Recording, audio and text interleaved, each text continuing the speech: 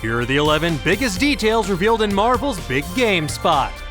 Folks, following the sacrifices of Iron Man, Black Widow, and ostensibly Captain America, fans of the Marvel Cinematic Universe have been patiently waiting to get their first real look at what Phase 4 of the MCU is going to look like. And while yes, technically Black Widow will be the first movie in Marvel's Phase 4, it's really just a prequel set between Captain America Civil War and Avengers Infinity War, so fans shouldn't expect too much in the way of big reveals. But during Sunday's Big Game, Marvel shocked everyone when they released a short teaser for their 3 upcoming Disney Plus series set within the Marvel Cinematic Universe. I am, of course, talking about WandaVision, Loki, as well as the Falcon and Bucky show. Now, of course, this sent fans leaping out of their seats, running around the room to plunge their head into queso like they're bobbing for apples. Because up until this point, all that had been released for the show so far were the same title treatments and concept art we've seen at every con since Comic-Con. And even though the 30-second commercial had less than 30 seconds of actual footage, we did see quite a bit of what's coming down the pipeline for the MCU. So let's break down the 11 biggest reveals. First up, the Falcon and Bucky show, which is its official title. Not going to hear any dissent on that matter. Now, despite old man Steve Rogers gifting Sam Wilson, aka the Falcon, with his shield, and we assume the mantle of Captain America at the end of Avengers Endgame, it's clear that Falcon still has a lot of work to do before he can transition to become Cap. The spot opens with Captain America's shield embedded in a tree. It appears that Falcon's working on perfecting his shield toss. We also see the briefest glimpse of Falcon still flying in his old getup while possibly being chased by some dudes in glider suits, although technically the glider suits could be from WandaVision or Loki, but let's be real here. They're from the Falcon and Bucky show.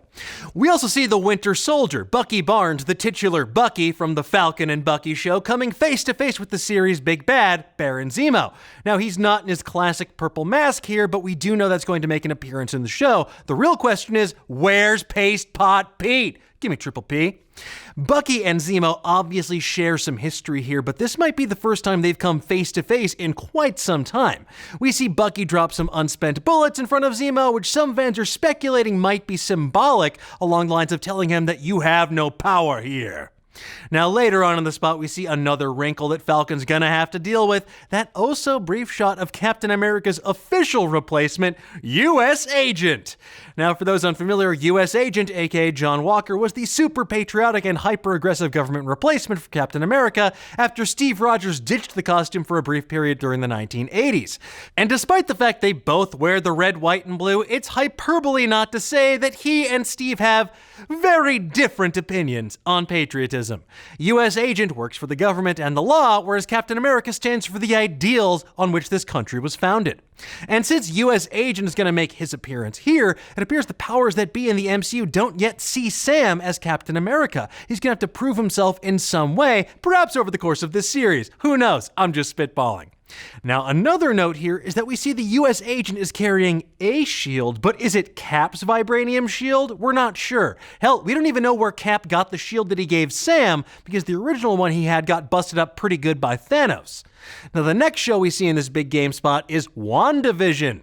What little we knew about the series so far seems to have been all but confirmed, that it's going to visually reference sitcoms throughout the ages. We get a couple of black and white sitcoms, along with some very 70s, 80s, and 90s homages. So, I don't know about you, but fingers crossed for an homage to her sisters with a Full House bit.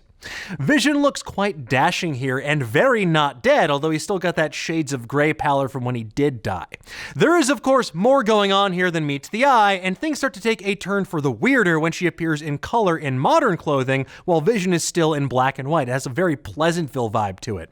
While Wanda's costume changes based on the decade of sitcom the shot's drawing inspiration from, there's one brief moment that had comic book fans losing their dang minds. It's in a blink and you'll miss it moment. We see Wanda rocking her classic comic book look, that classic look that hides the ears as Jack Kirby so loved to do. It's like Rob Liefeld with feet, Jack Kirby with ears. It all comes full circle. It's worth noting as well, the cape is tied on like a Halloween costume, so don't get your hopes up just yet for a full-on, like brand new costume reveal. This is probably going to be some sort of like Halloween-esque like, oh, trick-or-treaters at the door segment, but it's going to add another layer of trippiness. But the real kicker here is the last shot of this show, and we're not talking about that turtleneck vest and hair combo that Wanda's rocking. It's when two baby pacifiers pop up into the frame. Now, this is definitely a reference to the comic books when Scarlet Witch bends reality to create two children that she has with Vision. It's also hinted at when Wanda appears to be pregnant in her groovy 70s getup.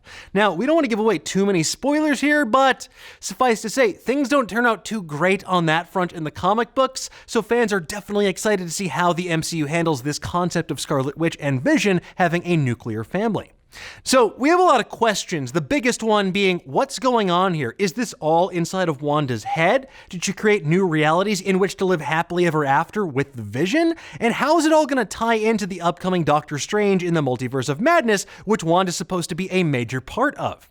And finally, the spot finished off with our first glimpse of the show starring Thor's brother from another frost giant, Loki. Of the three shows, we see the least of this one, but what we saw spoke volumes. After the show's logo shapeshift, we see Loki, who's obviously imprisoned somewhere, and he's none too happy about it.